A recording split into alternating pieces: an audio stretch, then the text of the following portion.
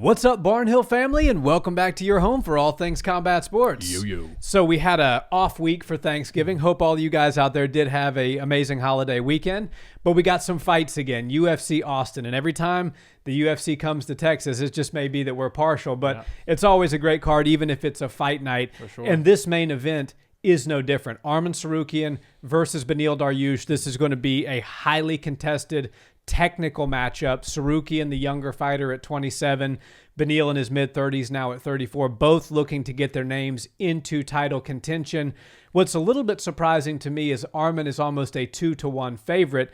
Certainly, Beneil was knocked out by Charles Oliveira, and he was kind of on that title run until he got completely thrown off the rails with that loss. But truthfully, his winning streak prior to that was incredible, and it had some mega names on it. So I think this fight is closer than 2-1. How do you see it? Well, this on paper is absolutely a changing of the guard, right? This just feels like one of those things where the torch is getting passed. Beneil Dariush is one of the best guys at 155, and Arman Tsarukyan has made no bones about it. He's absolutely going to be a staple at 155 for a very long time.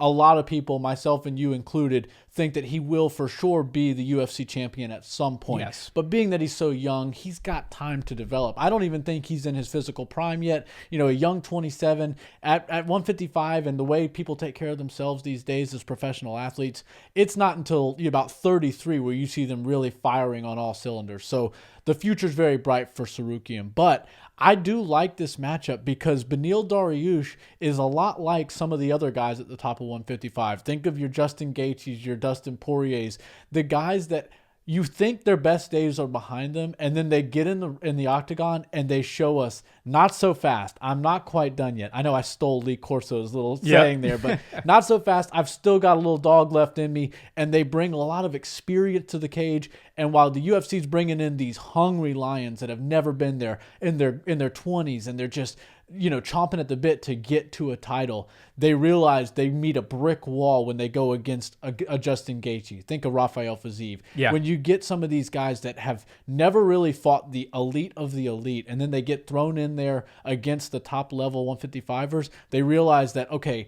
I've got the skills to beat them, but now I need some experience. Now I need to learn some of those veteran tricks.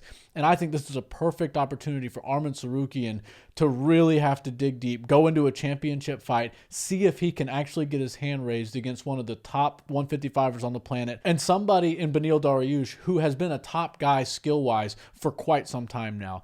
I really love this fight. I think stylistically it's a lot of fun because Beneil's really good everywhere, and Arman Tsarukyan has such an overwhelming style. His aggressive striking that leads to his offensive wrestling is very impressive, and I do see this fight winding up on the ground a good bit, but with Beneil's jiu-jitsu skills, I think we could see some interesting things take place that take this fight in different directions than we're anticipating. Yeah, Beneil's got some very slick submissions, no doubt about that. He's a veteran, and as you mentioned, he's got those veteran crafty moves. And I think that's such a good point you made about sort of the big names at the top of 155, because it's easy for all of us to fall into the conversation and the thinking that, man, the Dustin Poiriers, the Justin Gaethjes, these guys are just kind of holding their place at the top of 155, but they're not really doing what needs to be done to, they need to move out of the way and let these young guys come in.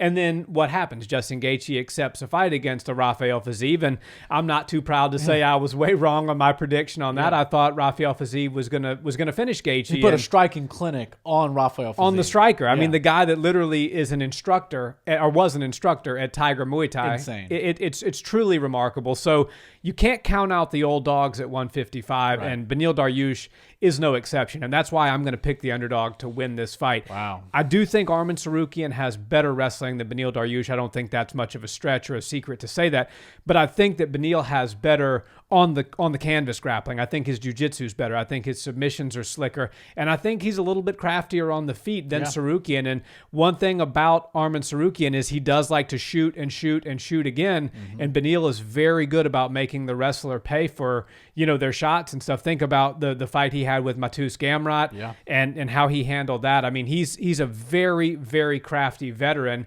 And I think he's got a chip on his shoulder now because this is a guy that was on a 7 or 8 fight win streak. Everybody was talking about Beneil Dariush being the most clear-cut #1 contender in the sport. He's getting robbed of his title shot, and then you have the setback with Oliveira. So he's going to be looking to come back with a vengeance. I think he closes the year strong. I think he is able to grind out a unanimous decision victory against Arman Tsarukyan. Wow, that's a great prediction, and you make a lot of good points. I think Beneil Dariush still has some great days ahead of him. It's hard for me to go with him as my pick and to predict him to win this fight when you see Arman Tsarukyan and just that young, hungry Lions coming in. He's got a style that can eat away minutes on the clock. He's got a style that can just steal rounds from somebody. And everybody knows that once you're playing from behind, especially in a 5-round fight, you really have to start taking more chances and exposing yourself in ways that you wouldn't want to if you were winning the fight, or ways you wouldn't even have to do or consider if you were winning the fight. If Beneil Dariush goes out there and isn't tenacious and aggressive and meets Tsarukyan right in the middle, he's going to get put on his back. He's going to get held down, and Tsarukyan's good enough with the ground and pound and the overwhelming wrestling to keep the fight there, steal the first couple of rounds doing that, rinse and repeat, and then Beneil Dariush is going to have to come out and modify his game plan a bit. He's going to have to go out there and make it a bit of a dogfight, and sometimes that's when you wind up not doing the things that you train to do. And Tsarukyan, while obviously his style is very aggressive, it's one of those ones that does zap the gas tank, not only of his opponents, but of him as well. And if he's not able to either get a finish through his ground and pound or look for submissions, which I'm not really bullish on him getting a submission over Beneil Dariush, but if he's not able to get the fight finished early, I think the fight does favor Beneil Dariush. But that being said, Beneil can't wait for the fight to get to that point. He needs to exhaust Tsarukyan in his own offensive ways and not just wait for the young wrestler to, overwhelm him and exhaust himself with too much aggressive striking and aggressive wrestling. So I hate having to make a prediction on this fight because it is a little bit harder than I was anticipating. I think, man, Beneil Dariush he's going to do a lot of things right, and I think he's going to pull out some of these veteran moves, but there's so much on the line for Tsarukyan. He carries himself like a veteran. He carries himself like a true professional, and I think it's the young man's time. I'm going to go with a decision, just like you went decision, but I'm going to go Arman Tsarukyan. I think he knows how to get the fight to the ground. I think he knows how to keep it there, and if he's able to do that for 3 or 4 rounds, I think he gets his hand raised. Let's see what happens.